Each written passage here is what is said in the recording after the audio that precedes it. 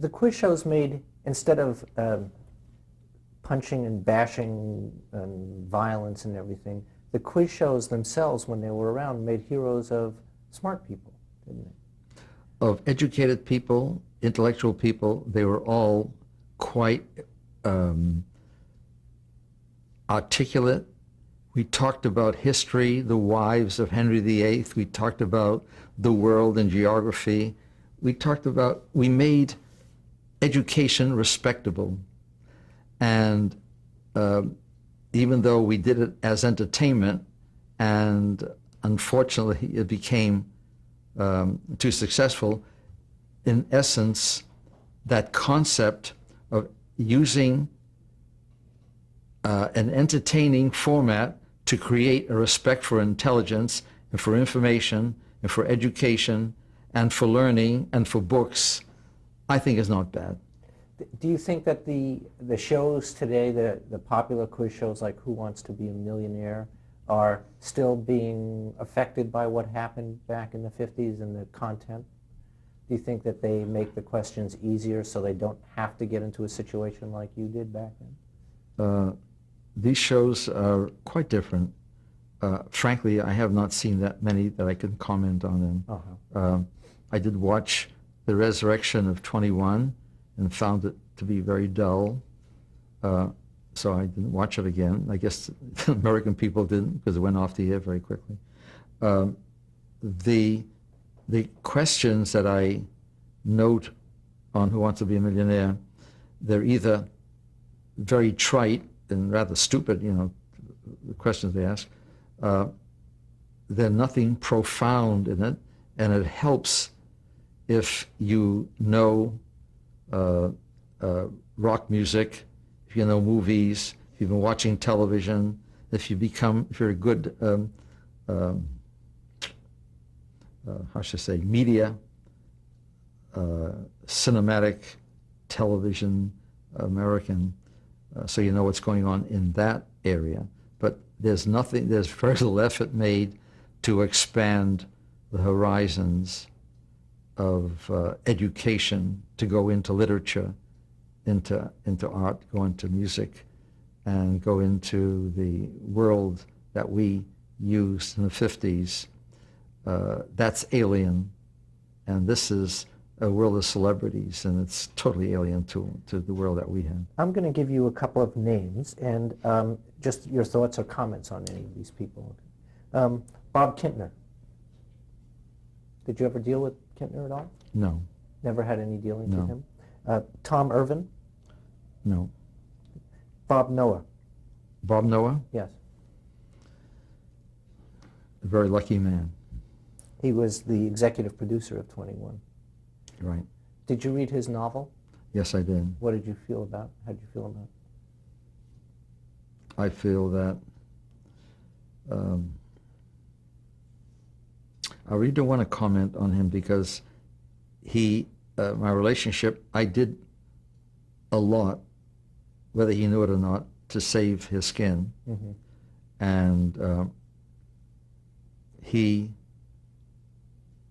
I think, was a very frightened person. I can understand why. So the less I say about him, the better. Frank Hogan? In my mind, Frank Hogan was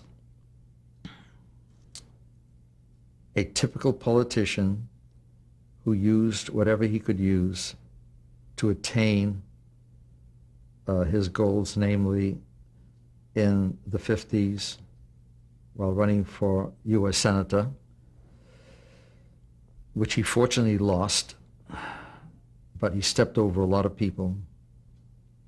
And I have no great love for Frank Hogan, who went out of his way when I was living in England to hurt me with the press there. I won't go into it now, but it was very despicable what he did. Steve Carlin? Steve Carlin is a very talented producer, and my relationship with him is a good one, and we'll leave it at that. Shirley Bernstein, or Bernstein, excuse me. Shirley Bernstein. Didn't have that much to do with her. What I did have to do with her led me to believe that she's a very charming lady, very talented, and would make someone a great wife. Bob Guccione. Bob Guccione is a Renaissance man who, as an innovator in human sexuality, has to take all the bruises and pain that comes with an Anglo-Saxon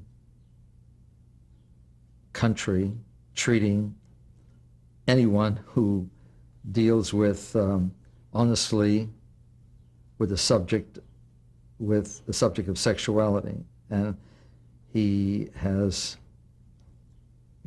had to go through a lot of pain because of his artistic expressions and feelings about sex. He happens to be a very good artist. He happens to be a very bright person. He happens to be one of the few people in this country who has used his magazine to expose the corruption of the medical cancer big business multi-billion-dollar industry. And I wish there were more Bob Gucciones in terms of the investigative material, and it would pleasure me no end if television, which was my first love, could do investigative reporting the way Guccione has done in the past. David Susskind. I have to thank him because when I was blacklisted, he and Al Levy hired me to do a pilot at Paramount Television in 1962. They're the first people who broke the blacklist against me. Buddy Hackett. I think Buddy Hackett is great. I mean, he's one of my favorite comedians, and I think I've created a TV show that Buddy would be great for. And I think he's just, that's my idea of a comedian. Did you enjoy working on Stanley? Yes, I did. And Neil Simon, also part of that? No, He wasn't. No. Hi Freedman. Hi Freedman. I loved him. I couldn't think of a better brother, and I owe a lot to him for what he did for me. And he was a person who was incredibly talented, very funny man, and I had the privilege of publishing 2 of the books he wrote. He was a writer. He's a writer's writer. Al Freedman.